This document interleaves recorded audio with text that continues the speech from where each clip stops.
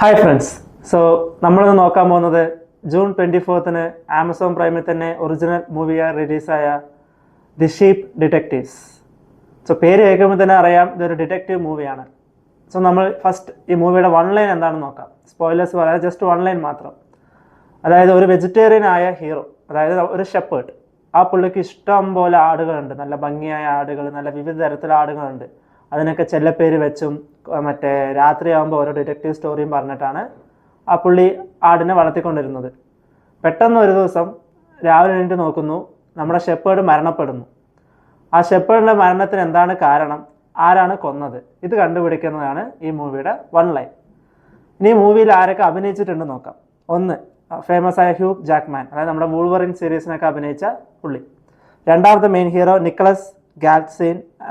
Nicholas Galitzine and Molly Gordon. ഈ മൂന്ന് ക്യാരക്ടേഴ്സാണ് main കഥാപാത്രങ്ങൾ. അതായത് ഒന്ന് ഷെപ്പേർഡ് നമ്മുടെ ഹ്യൂ ജാക്ക്മാൻ, മോളി ഗോർഡനായിട്ട് വരുന്നത് ഹ്യൂ ജാക്ക്മാൻ്റെ ഡോട്ടർ, പിന്നെ നിക്കോളസ് ഗാലിറ്റ്സീൻ ആ പോലീസ്മാൻ. അപ്പോൾ ഇവർ മൂന്ന് പേരാണ് കേന്ദ്ര കഥാപാത്രങ്ങൾ. തേർഡ്, ഈ മൂവിയുടെ പ്ലോട്ട് എന്താണെന്ന് വെച്ചാൽ, ഫസ്റ്റ് ഇത് ഡിറ്റക്റ്റീവ് മൂവിയാണ് കം ഫാൻറ്റസി മൂവിയാണ്. അതായത് ഇതിലുള്ള സ്ഥലങ്ങളൊക്കെ കാണണം. മറ്റേ നമ്മുടെ ഇവിടെ വളർത്തുന്ന പോലെ ആടല്ല, ഇഷ്ടം പോലെ ഏക്കർ കണക്കിൽ സ്ഥലത്തിൽ നല്ല പുല്ലൊക്കെ നല്ല ബ്യൂട്ടിഫുൾ ആയിട്ട് കുറേ ആടുകളൊക്കെ വരുമ്പോൾ നമുക്ക് കാണാൻ തന്നെ നല്ലൊരു അത്രയും ഫീലാണ്, നല്ലൊരു ഭംഗിയാണ്. അതുകൂടാതെ തന്നെ ഇതിൻ്റെ VFX, ഒരു ഫാൻറ്റസി മൂവി പറയാൻ കാരണം തന്നെ ഇഷ്ടം പോലെ ആടുകൾ, അത് ഓരോ ആടുകളും ഓരോ വിധത്തിലാണ്. പക്ഷെ നമുക്ക് കണ്ടാൽ തന്നെ തോന്നില്ല ഇതൊക്കെ VFX ആണോ എന്ന്. അത്ര ബ്യൂട്ടിഫുൾ ആയിട്ട് അവർ VFX ചെയ്തിട്ടുണ്ട്. മൂന്നാമത് ഒരു ഡിറ്റക്റ്റീവ് മൂവിയാണ്. പക്ഷെ ഞാൻ പ്ലോട്ടോ സ്റ്റോറി ഒന്നും പറയുന്നില്ല, സ്പോയിലറായി മാറും. പക്ഷെ ഇതൊരു വെറൈറ്റി ആയ ഡിറ്റക്റ്റീവ് ആണ്. നോർമലായിട്ട് ഒരാൾ കൊല്ലപ്പെടുന്നു, ഒരു പോലീസ് കണ്ടുപിടിക്കുന്നു പറഞ്ഞിട്ട് ഒരു 1000 സ്റ്റോറീസ് നമ്മൾ കണ്ടിട്ടുണ്ടാവും. പക്ഷേ ഇത് വെച്ച് ഡിഫറെൻ്റ് ആണ്. അതൊരു പ്ലോട്ട് എന്താ വെച്ചാൽ ഒരു ഫാൻറ്റസി കം ഡിറ്റക്റ്റീവ് മൂവിയാണ്. ഫോർത്ത്, ഇത് നമുക്ക് ഒരു വീക്കെൻഡൊക്കെ ആകുമ്പോൾ ഫാമിലി ആയിട്ട് ഇരുന്ന് കാണാൻ പറ്റിയ നല്ല സൂപ്പർ മൂവിയാണിത്. അതായത് ഇതിലൊരു ഫൈറ്റ് സീൻസോ അങ്ങനെ സീൻസോ ഒന്നുമില്ല, ജസ്റ്റ് ഹ്യൂമറിക്കായിട്ട് കോമഡി ആയിട്ട് അങ്ങനെ ഫീൽ ആയിട്ട് പോകും. 4, ഇനി അടുത്ത് ഇതിൻ്റെ മ്യൂസിക് നോക്കാം. ഇത് ഷെർലോക്ക് ഹോംസ് പോലത്തെ ഒരു ഇൻവെസ്റ്റിഗേഷൻ, പക്ഷേ അതിലും പുള്ളി കുറേ കോമഡി കാണിക്കുന്ന പോലെ ഇതിലും പോലീസ്മാൻ അങ്ങനത്തെ ഒരു കോമഡിയൊക്കെ കാണിച്ച സീൻസൊക്കെ ബ്യൂട്ടിഫുള്ളായി എടുത്തിട്ടുണ്ട്.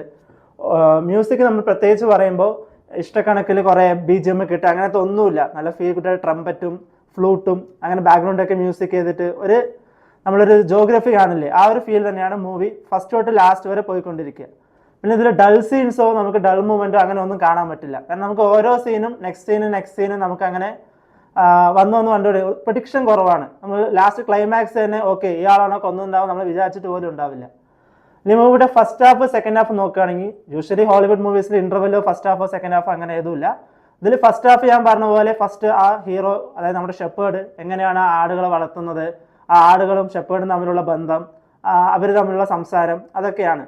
അപ്പോൾ ഫസ്റ്റ് ഈ പ്ലോട്ട് ജസ്റ്റ് സെറ്റ് ചെയ്യുന്നതാണ് ഫസ്റ്റ് ഹാഫ് പറയാൻ. പിന്നെ ഹീറോ മരിച്ച ശേഷം പിന്നെ നെക്സ്റ്റ് സീൻസ് നമുക്ക് ഇങ്ങനെ ഫസ്റ്റ് വന്നുകൊണ്ടേയിരിക്കും.